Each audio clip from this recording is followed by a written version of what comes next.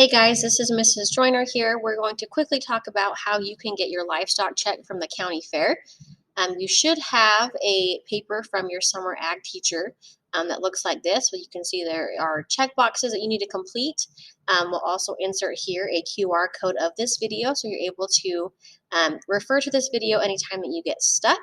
You need to turn this paper with your check boxes all filled out by September 30th to your summer ag teacher.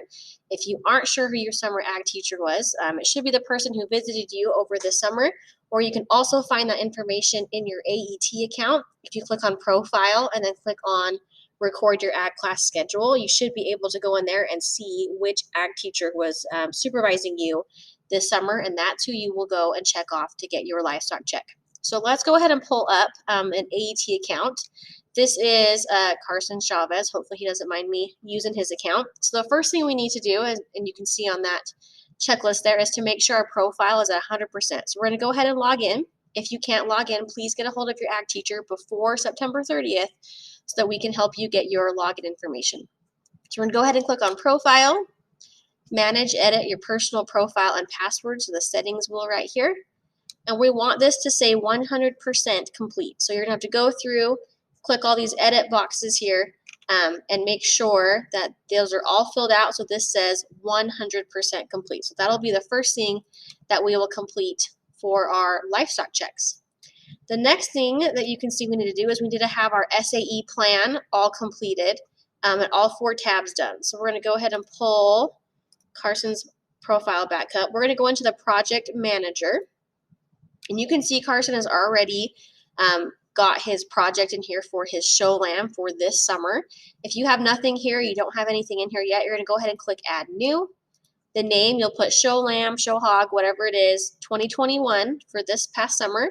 It will be a entrepreneurship project. We're going to click Animal Systems, change it to whatever animal it was, hit Save, and then it should take you right back to this page here. Okay, so we're going to go ahead and now click on this pencil icon. And we need to have all 4 of these tabs completed and checked off. So they give you kind of a template here that you can fill out. So it first wants to give you a description. You can see Carson just basically copy and pasted and then added in the keywords, and that's totally fine. We're going to go ahead and click time investment. Again, you need to tell us a little bit more about the time that you were investing in your project. This was supposed to be done at the beginning of the summer. If it's not done, that's okay. Just type it as if you're doing it from the beginning of the summer, from before you got your livestock animal. We'll go ahead into the financial investment. You can see Carson's got some here information here from his job for funding. He needs to add a little bit on here about his expenses, things that he's going to need to buy for his project. Learning objectives, we'll have to go and click Add Explore Skill Areas. We're probably going to stay within animal systems because this is a livestock project. And you're basically just going to pick 3 of these that you feel that you learned or will learn with this project, right? So Carson raised a show lamb. He's probably going to have to learn how to feed it right. So he's going to maybe click on this one, analyze feed rations, and assess if they met the nutritional needs of animals, right? Because he will need to learn how to feed his lamb. So you're going to click on those and then go ahead and hit Save and back to SAE plan. You'll hit Save All and Return. And then once you've done all 4 tabs, this should be a green check mark rather than a red X there. So we need to make sure all 4 tabs within the pencil is complete. The next thing we need to do on our checkoff sheet here is to have 90 hours logged for each species that you showed. So we're going to go to the Journal tab. We're going to click on Time in our AET projects. We're going to change the dates. So you can do this weekly, monthly, however you want to do it. We should have been doing this all throughout the summer, but if you didn't, you're going to have to backtrack a little bit.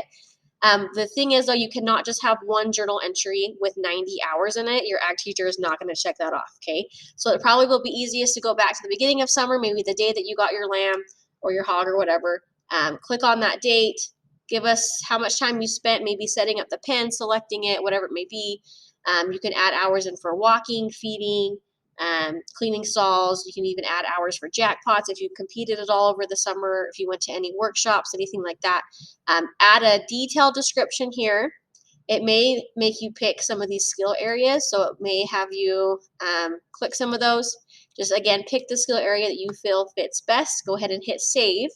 Again, if you look back at the checkoff sheet, you need to have 90 hours total. They cannot all be just one big 90-hour journal entry. They need to be detailed journal entries, at least 4 of them. So if you want to do it by month, that's fine. You should have about 4 there for each species you showed. So if you are hoping to get a check for a lamb and a goat, you'll have to do this for both species. So 90 hours per animal that you showed and are expecting a check for.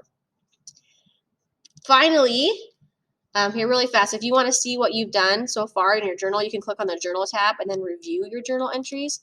And it will show you here what journal entries that you've logged, when you did.